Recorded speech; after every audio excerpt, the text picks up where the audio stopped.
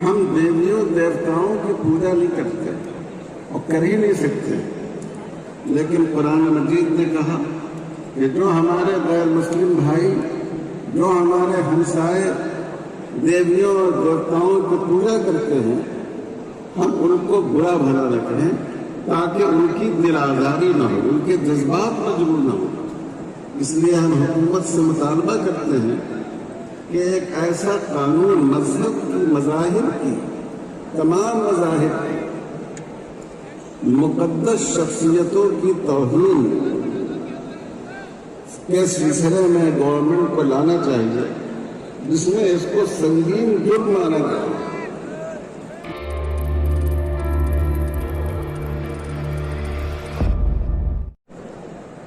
جیسے زکوٰۃ اور حج ایک عبادت ہے، اسی طرح وقف بھی ایک عبادت ہے۔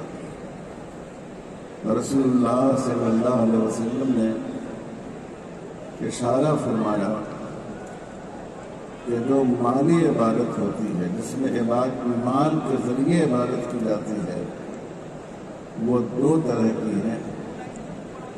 ایک تو وہ عبادت ہے جس کو ہم ایک دفعہ انجام دے لیتے ہیں، اور ایک وہ عبادت ہے جس کو صدقہ جاریہ کہتے ہیں۔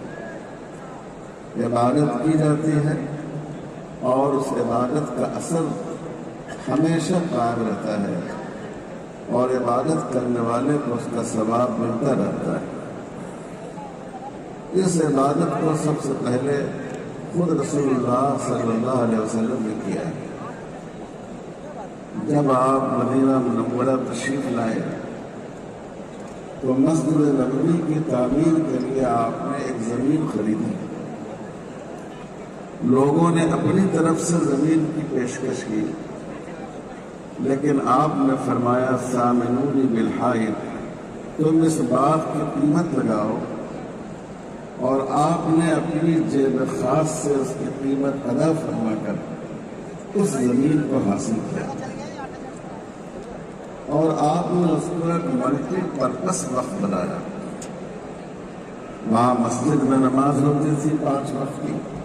آپ جانتے ہیں کہ مسجد نبوی وہ مسجد ہے جہاں نماز پڑھنے کا مسجد حرام مکہ مکرمہ کے بعد سب سے زیادہ ثواب ہے۔ وہاں لوگوں کی تعلیم ہوتی تھی، اس کے لیے مدرسہ صفہ قائم تھا۔ جو مسافر ہوتے تھے وہ وہاں آ کر ٹھہرتے تھے، دین کی باتیں سیکھتے تھے، اور بعض موقعوں پر وہی مریضوں کی عیادت کا کیمپ بھی لگایا جاتا تھا۔ تو گویا نماز بھی ہوتی تھی، تعلیم بھی ہوتی تھی، اور خدمت خلق کا کام بھی ہوتا تھا۔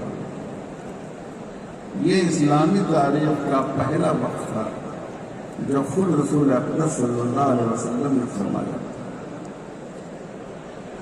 پھر بعد میں آپ نے کئی باغات وقف کیا۔ حدیث کی کتابوں میں موجود ہے کہ کئی باغات آپ نے مسلمانوں کے لیے، خاص کر بنو ہاشم اور بنو مطلب، جن کو زکوٰۃ کی آمدنی حاصل نہیں ہو سکتی تھی، ان کے لیے آپ نے وقف فرمایا۔ سیدنا حضرت ابو بکر صدیق رضی اللہ تعالیٰ عنہ نے بھی وقف کیا۔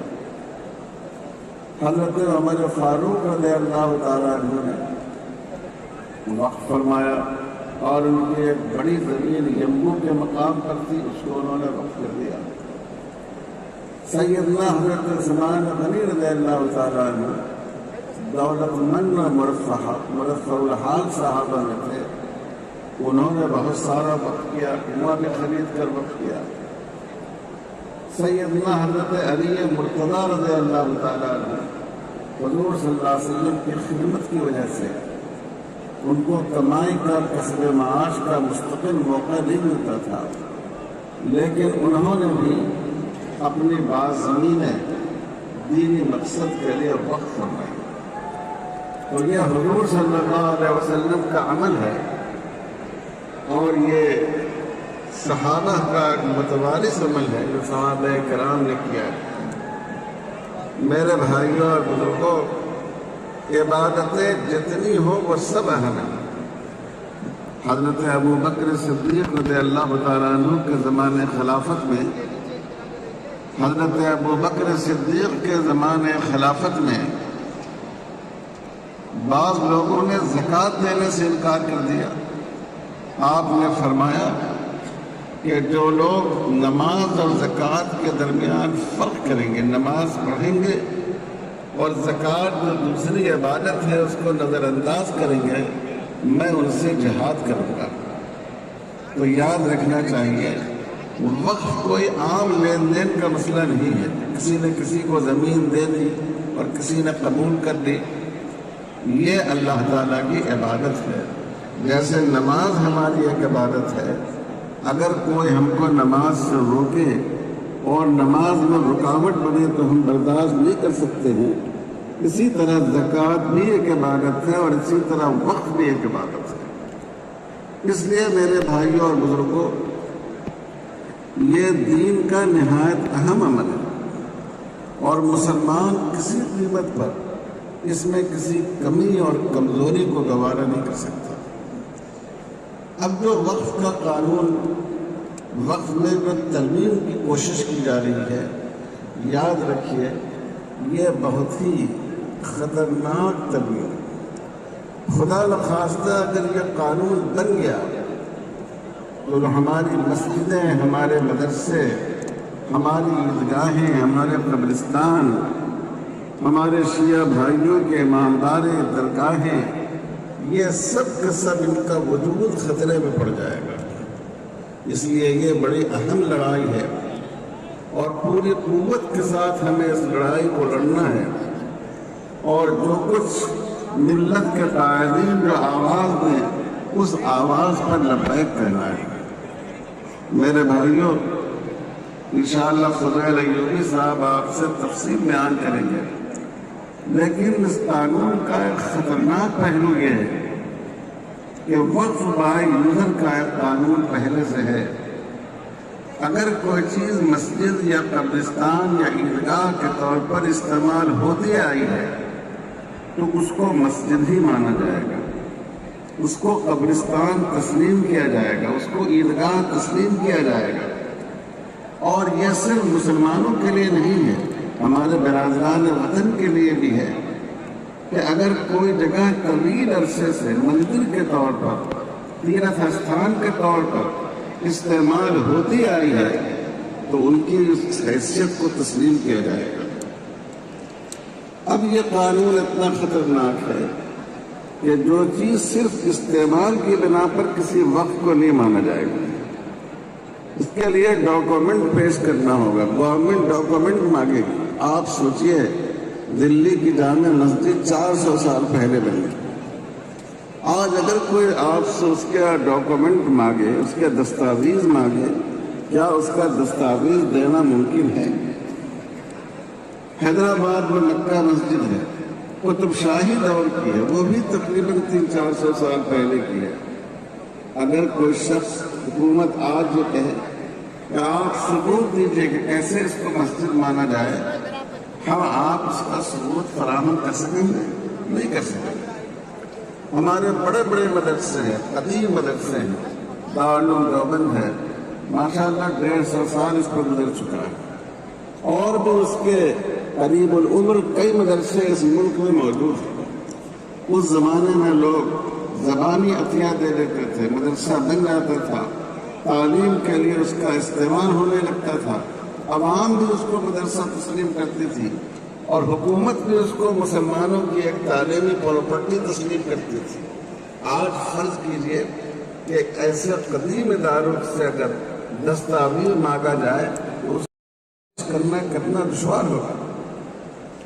تو یہ قانون میں ایسی ترمیم ہے وقف بایوزر کو ختم کرنے کی کہ ہماری ہزاروں مسجدیں، مدرسے، قبرستان، درگاہ، یہ سب حکومت کے رحم و کرم پر رہ جائیں گے اور ہمارے لیے اس کو قانون کی طاقت سے منوانا مشکل ہو جائے گا۔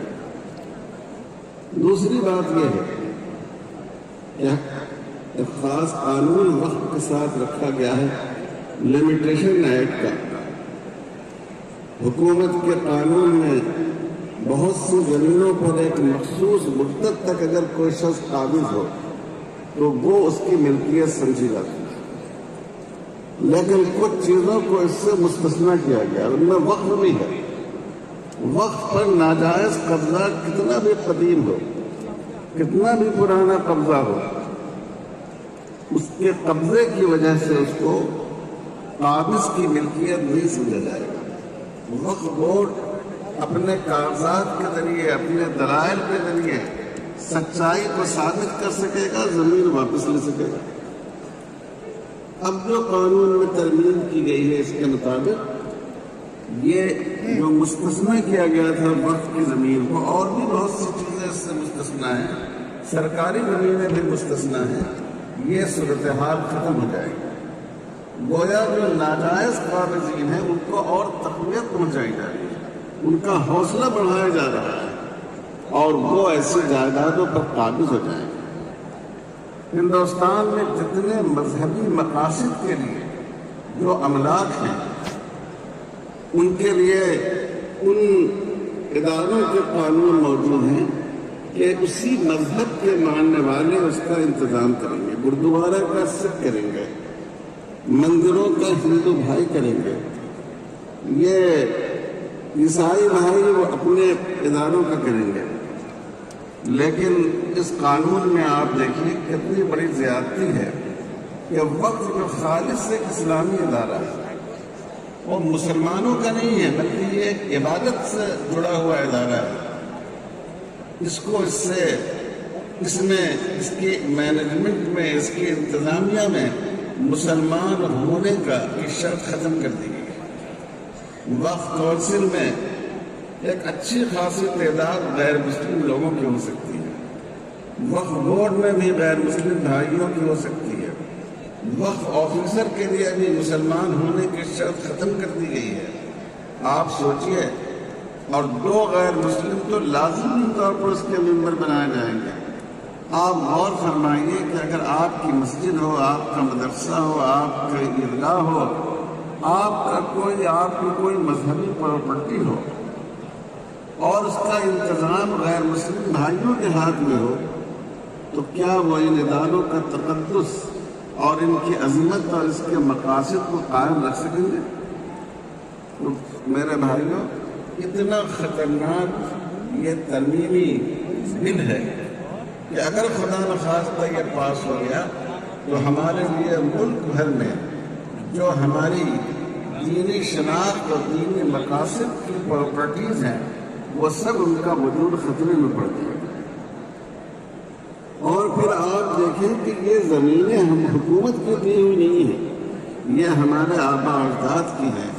کتنے مسلمان ہیں کہ ان کی مالی حالت بہت اچھی نہیں ہوتی لیکن وہ اپنے بعض ثواب کو جاری رکھنے کے لیے زمین کا کوئی ٹکڑا وقف کرتے ہیں، یہ سب حکومت کے ہاتھ میں چلا جائے گا۔ تو اس لیے میرے بھائیوں، یہ بہت ہی خطرناک قانون ہے اور ہر قیمت پر اس کے خلاف ہمیں جدوجہد کرنا ہے، اور ہماری دینی تنظیمیں جب اس کے لیے دعوت دیں تو ہم سب کو مل کر انشاءاللہ مل جل کر اس کا مقابلہ کرنا ہے۔ انشاءاللہ کریں گے۔ ابھی ہمارے بعض بزرگوں نے رسول اللہ صلی اللہ علیہ وسلم کی جو بعض خبیث اور بدقیمت لوگوں نے اہانت کی ہے اس کے بارے میں ارشاد فرمایا۔ ہمارا مطالبہ یہ ہے کہ ہم صرف حضور صلی اللہ علیہ وسلم کے لیے نہیں، ہمارا دین ایسا دین ہے، بھائی چارے کا دین، انصاف کا دین، کہ ہمارے دین میں کسی بھی مذہب کی مقدس شخصیتوں کو برا بھلا کہنے سے منع کیا گیا۔ ہم دیویوں دیوتاؤں کی پوجا نہیں کرتے اور کر ہی نہیں سکتے، لیکن قرآن مجید نے کہا کہ جو ہمارے غیر مسلم بھائی، جو ہمارے ہمسائے دیویوں اور دیوتاؤں کی پوجا کرتے ہیں، ہم ان کو برا بھلا نہ کہیں تاکہ ان کی دل آزاری نہ ہو، ان کے جذبات مجروح نہ ہو۔ اس لیے ہم حکومت سے مطالبہ کرتے ہیں کہ ایک ایسا قانون مذہب کی، مذاہب کی تمام مذاہب مقدس شخصیتوں کی توہین کے سلسلے میں گورنمنٹ کو لانا چاہیے، جس میں اس کو سنگین جرم مانا جائے، جس میں اس کو بہت ہی خطرناک جرم مانا گیا ہے، اس پر مناسب حال سزا مقرر کی گئی ہے، اور اس کے سزا کا نفاذ اور اس مقدمے کے ذریعے ظالم کو ظلم سے روکنا آسان ہے۔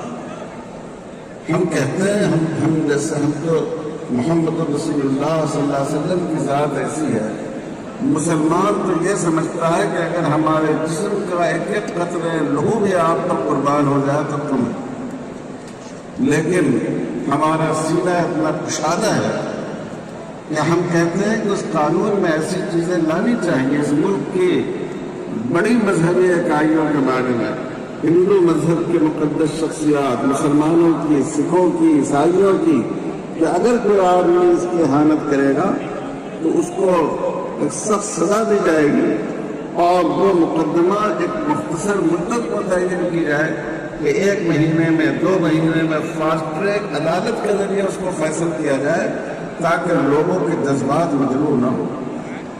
ایک انسان دوسرے انسان کو تھپڑ مار دے، گالی دے دے تو کیس بن جاتا ہے، ایک آدمی کی دل آزاری ہوتی ہے۔ بتائیے کہ پوری اتنی بڑی امت کی دل آزاری یہ کتنا بڑا چوٹ ہے، اور پھر اس سے ملک کے باہر اس ملک کی کیا شبیہ بنے گی۔